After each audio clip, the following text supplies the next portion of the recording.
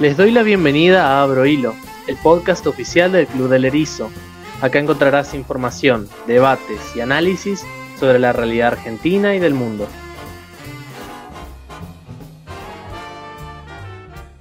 Afganistán tiene reputación de ser la tumba de imperios, una tierra azotada por los vientos y cercada por montañas, cuya gente indomable no ha podido ser conquistada por muchos de los grandes gobernantes de la historia de la humanidad. Griegos, hindúes, túrquicos, mongoles, persas, árabes, no han podido domar al pueblo afgano o han tenido el puño cerrado con mucha debilidad sobre la región y no han podido mantenerla mucho tiempo. Han tenido regímenes muy frágiles. Tan ingobernables son los afganos que alguno diría que ni siquiera se pueden gobernar a sí mismos. Y en esta larga sucesión de tragedias nos encontramos con la que ocurrió este pasado 15 de agosto, cuando las fuerzas del Talibán, el Frente Radical Islámico, que hace mucho viene peleando contra la ocupación extranjera, entró en la ciudad de Kabul, capital del gobierno provisional de la llamada República Islámica, forzando a la renuncia y huida del país del presidente Mohamed Ashraf Ghani y la retirada de los Estados Unidos y las fuerzas de la OTAN, incluyendo la evacuación aérea de 123.000 personas, civiles, militares, extranjeros, afganos, escapando de las garras del régimen talibán. Y mucha incertidumbre sobre qué es lo que va a ocurrir en el futuro. ¿Habrá terminado por fin esta sangrienta guerra que viene teniendo lugar desde 1978? ¿Va a conocer por fin la paz Afganistán o simplemente estamos editando un nuevo volumen de esta saga? Doy la bienvenida a un nuevo capítulo de Abro Hilo. Como habrán notado, yo no soy Lucas. Lucas ha estado con exámenes esta semana y no pudo participar de esta edición, pero ya va a participar de la próxima.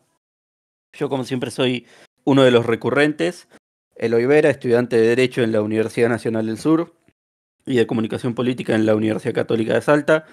Y conmigo está otro de los recurrentes, el fundador y presidente del Club del Erizo, Facundo Pivetti, estudiante de Relaciones Internacionales en la Universidad Católica Argentina. ¿Cómo estás, Pivetti? Hola Eloy, ¿cómo andás? ¿Todo bien? Todo bien. Y dado que este es más tu tema de expertise que el mío, creo que voy a simplemente estar haciéndote algunas preguntas interesantes para que vayas elaborando y explicándonos esta situación y tratando de esclarecer un poco todas estas incertidumbres que tenemos acerca de Afganistán. Primero que nada, ¿cómo definirías lo que pasó? Bueno, ante todo es un tema muy complejo que viene de mucho tiempo atrás. Eh, Voy a intentar ser muy prudente y moderado con las respuestas porque realmente entender toda la complejidad de entramados de poder, grupos de presión, realmente es muy complicado. Entonces voy a tratar de ser claro y sencillo y muy prudente sobre todo. A tu pregunta, ¿qué pasó en estos últimos días? Bueno, básicamente lo que hemos visto es un nuevo episodio más de la historia de un país que viene teniendo inestabilidad más o menos desde hace 50 o 60 años. Sí, más 50 que 60. Recordemos que Afganistán es uno de esos países que antes era muy moderno, se podría decir, y fue perdiendo esa modernidad y se fue convirtiendo o ha ido experimentando escenarios muy parecidos o cercanos a la barbarie. Y lo que ha acontecido en los últimos días, yo creo que ha sido un capítulo más de la historia de un país que no encuentra estabilidad, que no encuentra la paz, que le cuesta formalizarse como un Estado moderno, donde muchísimos grupos de poder están peleando por ser digamos, el grupo que ejerce el poder formal. Y bueno, la retirada de los Estados Unidos después de casi 20 años ha llevado a que, bueno, hoy por hoy el Talibán sea el grupo de poder formal que tiene Afganistán hoy. Sobre esto me quería centrar un poco. Lo que digo es que son el grupo de poder formal. Como digo, el mundo parece estar dando por sentado que se cierra el libro de la guerra en Afganistán. O sea, entró un nuevo periodo de paz bajo el gobierno de los talibanes. Todo Afganistán ya está bajo el control de el Emirato Islámico de Afganistán, que es como los talibanes han llamado a su régimen político, el entramado institucional que intentan establecer. Pero Afganistán me da la sensación de que es un país mucho más inherentemente inestable y mucho más complejo que decir simplemente, bueno, ya se definió cuál es la pirámide de poder. Hay una estructura tribal, todavía hay reductos, algunos pocos distritos como la provincia de Panjshir que siguen siendo leales al viejo gobierno. ¿Qué dirías? ¿Se terminó la guerra de Afganistán? ¿O hay indicios de que esto podría no ser así? ¿Y cuáles son los factores internos de poder que habría que tener en cuenta? Mirá, yo no creo que la guerra, cuando hablamos de guerra, hablamos de la guerra civil de Afganistán, yo no creo que haya acabado, y un poco me estoy haciendo eco de las palabras en Twitter que puso el vicepresidente de la antigua República Islámica de Afganistán. Básicamente hizo una convocatoria a combatir al talibán, citó a la constitución de Afganistán, dijo, en ausencia del presidente, el vicepresidente es quien toma las funciones. Él dijo que el presidente no está en suelo afgano, pero que él sí, que él es la máxima autoridad de la República Islámica de Afganistán y llamó a milicias leales a combatir al talibán. Ya reunió más de 10.000 hombres. Por supuesto no la va a tener fácil. El talibán es un grupo muy complejo, con unas redes enormes en lo que es digamos, la red de, del terrorismo internacional, que tienen grandes ingresos, se calcula que más de 1.000 millones de dólares anuales. Creo que no la va a tener fácil y creo que no está acabada la guerra. También me hago eco un poco de lo que fue el atentado en el aeropuerto de Kabul, que lo perpetró lo que se llama el ISIS-K, que es básicamente un desprendimiento del Estado Islámico en Afganistán, un grupo que llegó al suelo afgano en más o menos 2015, 2016. Yo creo que la guerra está lejos de terminar, la guerra civil, y mucho más teniendo en cuenta que el talibán siempre, digamos, ha sido un grupo extremista cuya intención es imponer la Sharia en el territorio que ellos manejan. Y tenemos también una especie de antecedente con lo que fue el antiguo Emirato Islámico de Afganistán que existió en los 90. Para recordar a la gente un poco quiénes son los talibanes, ¿no? O sea, los talibanes básicamente son un grupo que era parte, digamos, de los mujahidines. Los mujahidines son este grupo grande, esta coalición de diferentes grupos que derrotó a los soviéticos y se hizo con el control en los 90. Cuando se forma, digamos, ¿no? El Estado afgano después de la ocupación soviética, bueno, se viene una especie de guerra civil porque los diferentes grupos que formaban el partido de los mujahidines empezaron a pelear entre ellos. El ganador de su grupo fue el talibán. Básicamente ese es el origen de ellos. Claro, y eso es lo próximo que me gustaría hablar. La cuestión de quiénes son los actores internos. Después vamos a hablar, o me gustaría hablar un poco de los actores externos. Pero por ahora, yo creo que hay que tener en cuenta los dos grupos de poder grandes ahora mismo. Como acá si quisiéramos describir la situación en Argentina, tendríamos que hablar de las elecciones y tendríamos que hablar de, bueno, por un lado está el Frente de Todos, por el otro está el Frente Juntos, y en el medio está el pueblo, que es lo que tiene que legitimarlos. En Afganistán creo que tenemos que hablar, bueno, de las dos facciones de la guerra civil, los talibanes y los remanentes del viejo gobierno, como dijiste, el vicepresidente que todavía resiste en Panjshir, y la base, que es la que los tiene que legitimar, decidiendo si van a pelear por uno o por los otros, que son las tribus o los distintos clanes. Hablaste un poco de los talibanes, de cómo surgen. Le quiero recordar a la gente que Afganistán, como vos dijiste, Facu, era un estado relativamente moderno en los años 70, cuando con un golpe de estado fue derrocada la llamada República de Afganistán, surgió un régimen comunista apoyado por los soviéticos, que intervinieron militarmente para sostenerlo. En respuesta, intervinieron los Estados Unidos.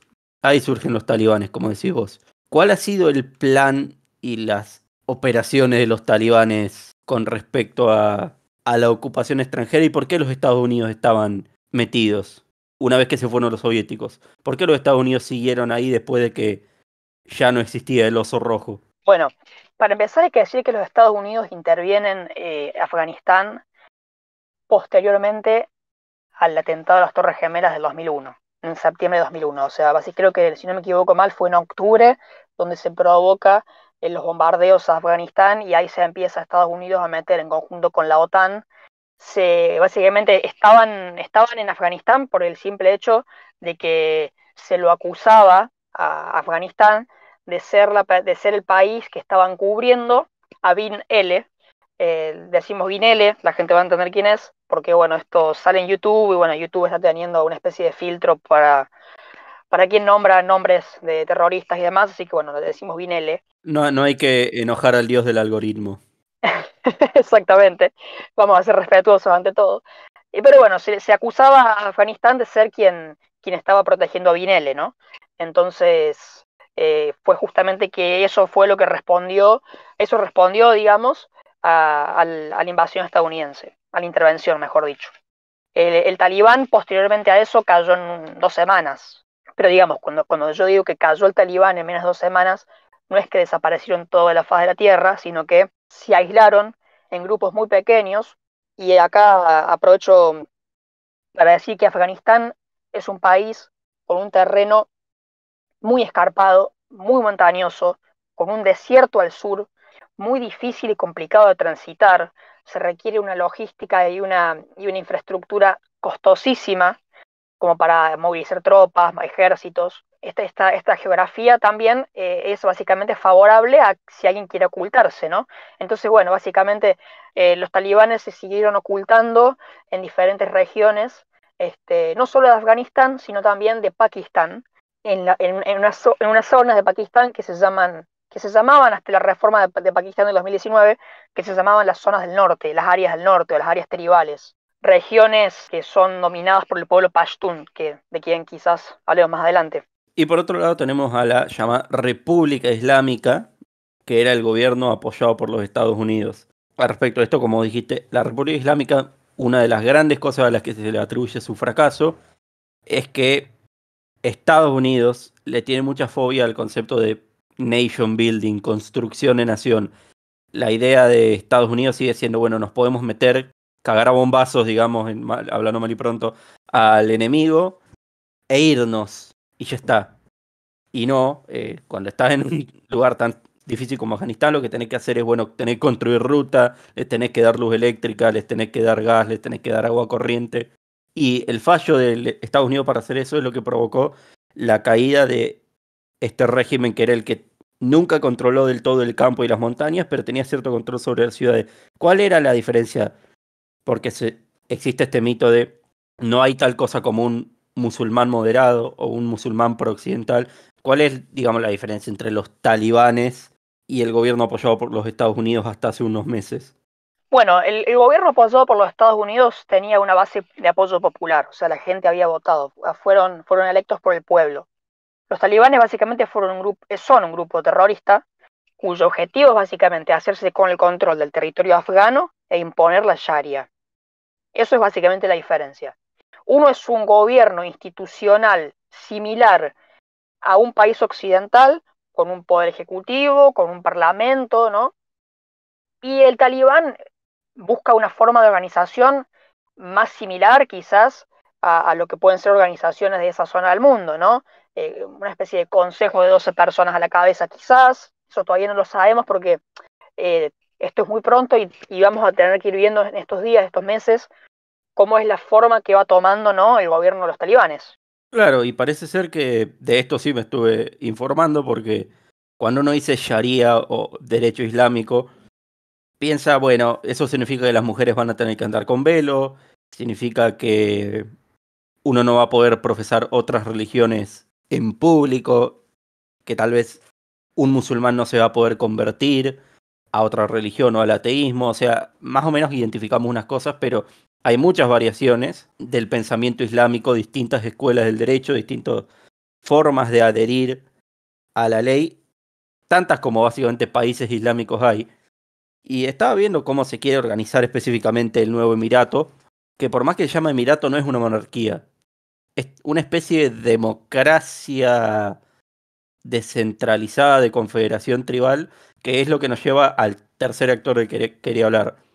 Afganistán no tiene la estructura social de una sociedad occidental individualista, atomizada en unidades familiares nucleares, digamos. Una de las cosas que se dice es que los talibanes pudieron, con tanto éxito, controlar la mayor parte del país porque entienden esta estructura. Tiene mucha inserción en los consejos tribales, en la forma de vida tradicional del pueblo afgano.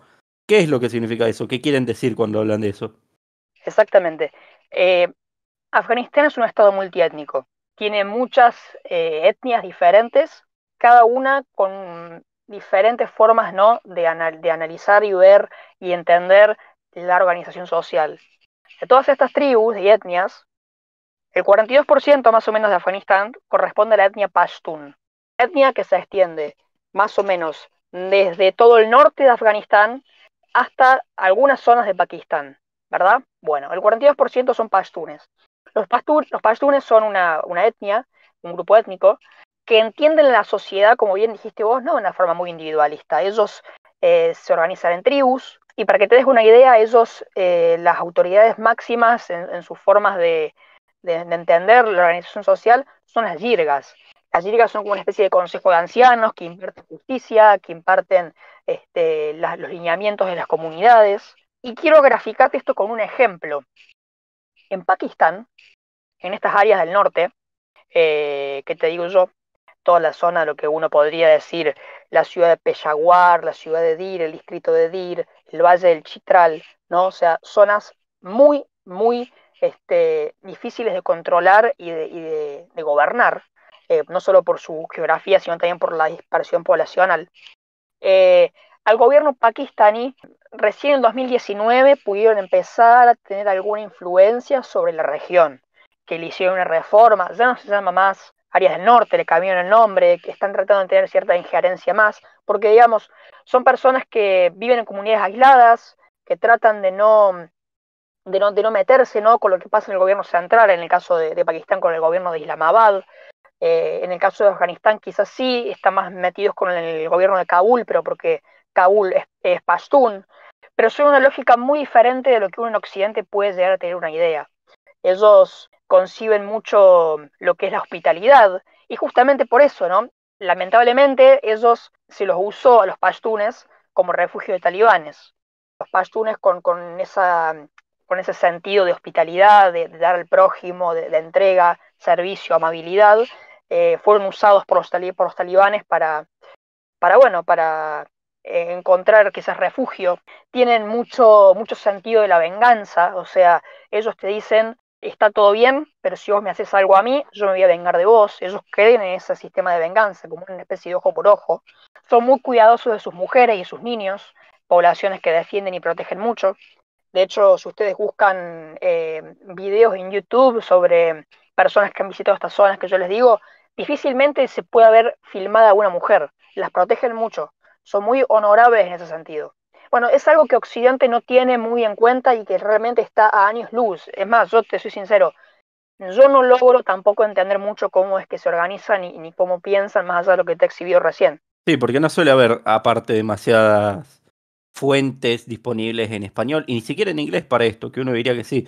Pero una de las grandes cuestiones que han impedido que los Estados Unidos se asienten en la zona es que realmente no han sido muy buenos interactuando con la cultura local. De hecho, estuve leyendo muchas noticias y muchas historias de cómo maltrataron, o por lo menos destrataron, a sus colaboradores locales. Los traductores, los intérpretes, la gente que los acompañaba, los guías que los llevaban a recorrer las montañas y conocer esos caminos difíciles de transitar. Realmente no hay demasiada información disponible, aparte de que estas culturas son bastante hostiles en el peor de los casos y secretistas o reservadas en el mejor. No se dejan tratar como objetos de antropología, digamos. No se dejan estudiar. Es cierto, son muy celosos con el extranjero. Eso también es cierto. Claro. Y bueno, llegando a eso, llegamos a lo que pasó recientemente. Lo que pasó el 15 de agosto, la caída de Kabul. El Saigón moderno, como dicen algunos.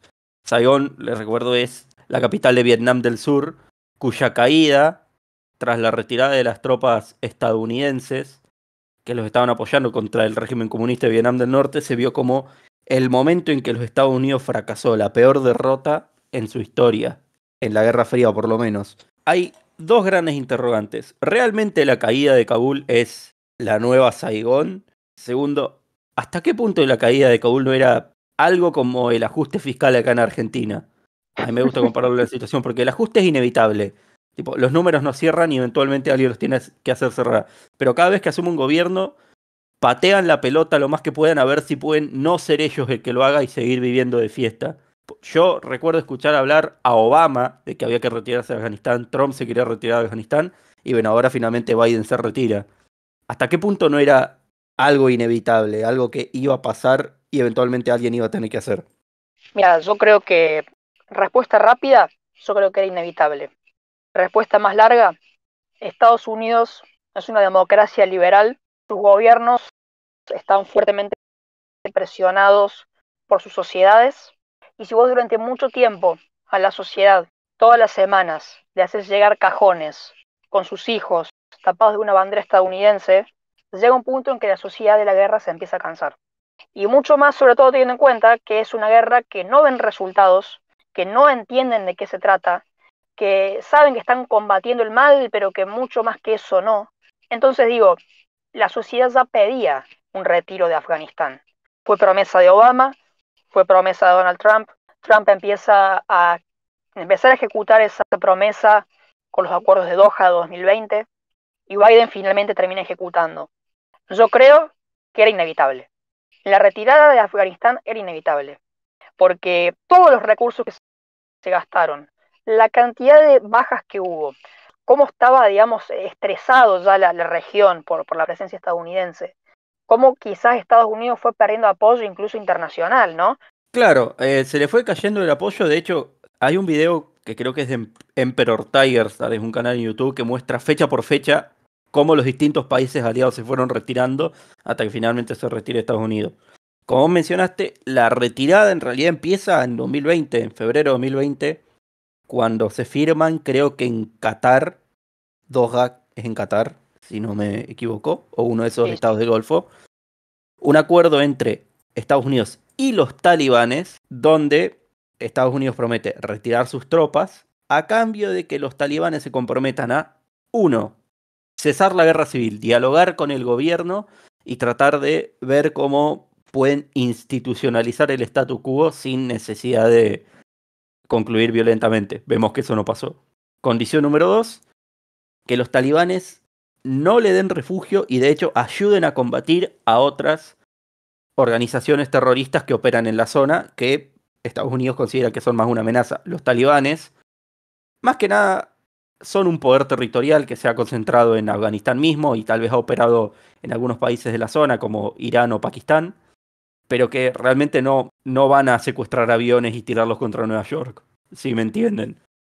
Mientras que hay otras organizaciones que sí hacen eso contra Estados Unidos o contra sus aliados, y que Estados Unidos dijo, bueno, elijo el mal menor, talibanes les doy a Afganistán y a cambio ustedes ayúdenme a evitar que otros terroristas se queden con estas zonas, que tal vez eso sea mejor. Considerando que existió esta retirada planeada, que no fue algo improvisado, no es que los talibanes, por más que las cosas medio que empezaron a precipitarse desde mayo y Biden admitió al día siguiente de la caída de Kabul, bueno, sí, esto pasó un poco más rápido de lo que esperábamos, cierta planeación había, se sabía que Kabul iba a caer en algún momento y que los talibanes iban a tomar el control. Teniendo eso en mente, ¿cuáles son los planes de Estados Unidos post-Afganistán? ¿O cuáles son los planes para Afganistán una vez que se retiraron? Porque los deben tener, ya han tenido mucho tiempo para pensarlo. Creo que diste en la clave recién con hacer énfasis en que Estados Unidos negoció con los talibanes y no con el gobierno de la República Islámica de Afganistán. Y eso para mí es la clave. En un acto quizás de reconocimiento de Estados Unidos por decir, ok, vos tenés el poder acá porque evidentemente después de 20 años no te puedo eliminar. Yo, que soy la potencia hegemónica, no puedo eliminarte, no puedo sacarte de acá. Listo, te reconozco el poder que tenés sobre la zona. Los planes que tiene Estados Unidos sobre Afganistán, la verdad que no se sabe. Recordemos que tampoco se sabe a ciencia cierta todo el documento de los acuerdos de Doha completos. Partes son secreto de Estado. Pero no solamente eso. Yo creo que, digamos, ya ninguna potencia quiere meterse con Afganistán. Porque no les conviene. Porque es gastar muchos recursos en una zona muy difícil, de muy difícil acceso, de muy difícil manejo de administración. Entonces, básicamente lo que yo, y esto ocurre por mi cuenta, mi análisis propio, que puedo equivocarme y que por favor dejen en comentarios si no están de acuerdo. Yo creo que básicamente lo que Estados Unidos está diciendo es, bueno, manejate vos, mientras no me hagas esto, esto y esto, yo no me voy a meter. Y me parece que están yendo por ese camino. Ya nadie más quiere gastar una sola bala en Afganistán. No dio resultado, no dio ningún beneficio, solamente causó muertes y mucho gasto público. En ese caso podríamos decir que tal vez no solamente retirarse fue lo mejor, sino que hasta puede terminar los talibanes siendo, quieran o no, una especie de aliado o por lo menos un tapón para Estados Unidos. Podemos hacer otra analogía con Vietnam, que actualmente, pese a tener la fama del Estado comunista que venció a los Estados Unidos, actualmente, de hecho, Vietnam es uno de los principales socios estratégicos de Estados Unidos en el Asia del Sur, porque al frente está China, y tanto Estados Unidos como Vietnam se pueden odiar mucho entre ellos, pueden tener medio rencor, pero mucho más odian a China. ¿Puede pasar algo de esa naturaleza con los talibanes? ¿Pueden terminar siendo una especie de socio de los Estados Unidos contra alguna otra potencia de la región? Estoy pensando, por ejemplo, en Irán, donde cuando existía el emirato anterior, la primera vez que los talibanes tomaron el poder, lo primero que hicieron fue empezar a financiar atentados en Irán o en Pakistán, donde, como dijiste, tienen hermanos étnicos, o en China, donde actualmente hay una región musulmana que limita con Afganistán y donde al gobierno chino se lo acusa de estar realizando un genocidio o deportaciones en masa, conversiones forzosas. ¿Puede pasar algo de este estilo? De lo que me estás preguntando hay mucho que surge de ahí. Lo primero, te diría, recordemos que en la situación global, que esto me parece que no tiene que quedar ajeno al análisis, estamos viendo cómo China cada vez más está desafiando a los Estados Unidos por el control del mundo. Y esto no queda aislado en este contexto porque Afganistán limita con China y porque Afganistán es una zona de extrema importancia geopolítica, no solamente por su posición, sino también por recursos. Es una mina de litio, una mina de cobalto, mina de tierras raras, tienen oro, tienen uranio. Son recursos de extremada importancia, perdón, en la economía y en la demanda de esos recursos. Pero tampoco me quiero quedar ahí solamente. No sé si alguna vez has escuchado hablar del gasoducto TAPI. Es un proyecto de más de 1.800 kilómetros de extensión. Es un gasoducto manejado por la empresa norteamericana Chevron para llevar gas de Turkmenistán a Pakistán, India y China. Y esto sería muy revolucionario en la zona. ¿Por qué? Porque básicamente haría que Irán pierda la importancia que tiene, ¿no? A la hora, ¿no? de controlar los gasoductos que llevan gas para esas zonas, sino que también estaría quizás rivalizando con Rusia, que también tiene gasoductos por su zona. ¿Qué se necesita para que sea un éxito la construcción de ese gasoducto y la potencial y futura administración? Estabilidad. Y el gasoducto tiene que pasar por Afganistán. Entonces, no te sirve de nada tener un país en guerra civil si querés emprender un megaproyecto como el gasoducto TAPI. Ni a la India le interesa, ni a Pakistán le interesa, ni a China le interesan que Afganistán esté en una guerra civil si quieren disminuir la dependencia del gas que tienen de Rusia o quizás de Irán, todos los países de esa área. Entonces eso también es importante. Me voy a otro esquema de análisis también. Vos recién mencionaste que los talibanes, el gobierno de Afganistán, se podrían convertir en una especie de aliado de Estados Unidos. Eso veremos, porque el talibán no deja de tener vínculos no solo con el terrorismo internacional, sino que también ganan más o menos, se estima que reciben, que manejan anualmente 1.000 millones de dólares estadounidenses al año.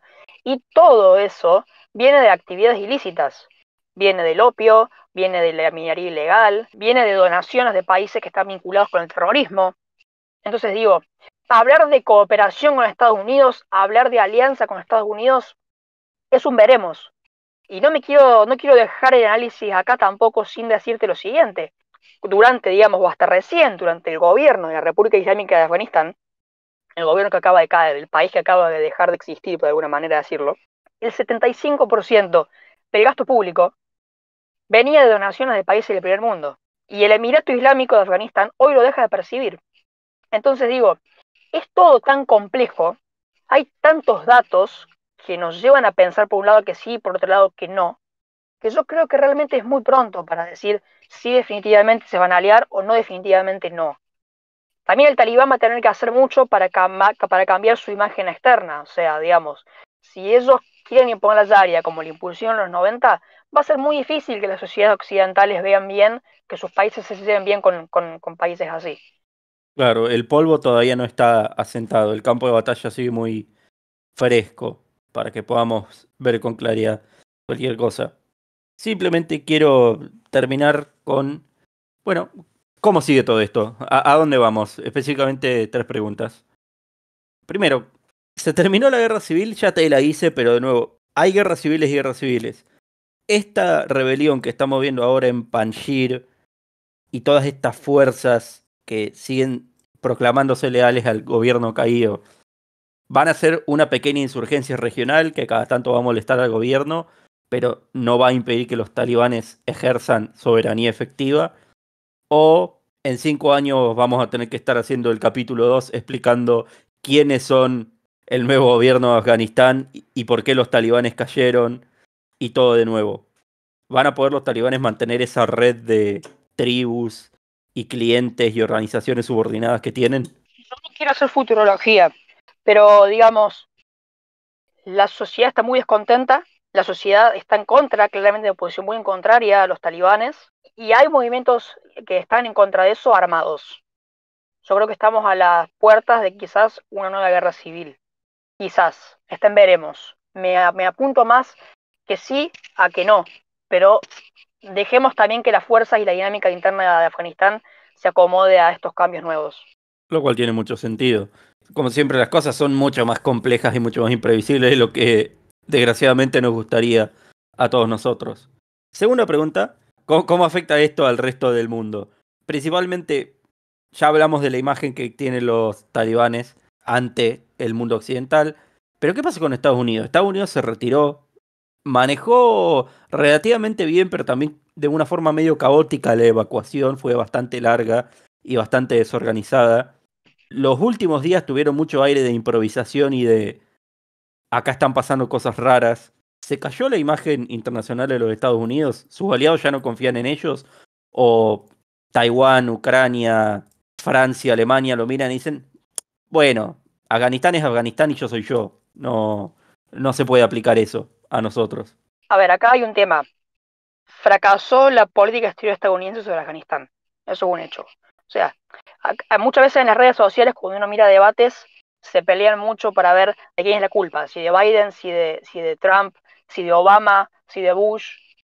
Yo creo que el responsable en realidad no es un presidente solo, sino la institución política exterior estadounidense. Esa es mi respuesta. Creo que falló la política exterior estadounidense con sucesivos gobiernos. Ahora bien, ¿cambió la imagen de los Estados Unidos? Yo creo que no. Pero porque también yo creo que Estados Unidos se la va a pensar 2 veces antes de querer volver a intervenir en otro país.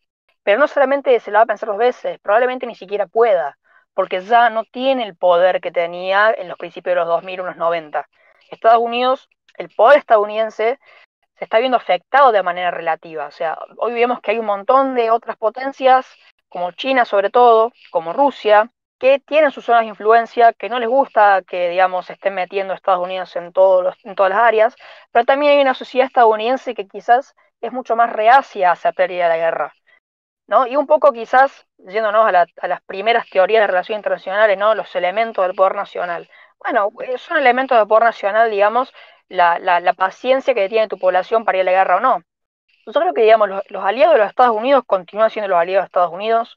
Creo que Estados Unidos continúa siendo la potencia principal del mundo, la número uno, la más poderosa, la que tiene más armas nucleares, la que tiene mayor capacidad de despliegue, de invasión, de desembarco en casi cualquier costa del mundo, en menos de 48 o 72 horas la tiene.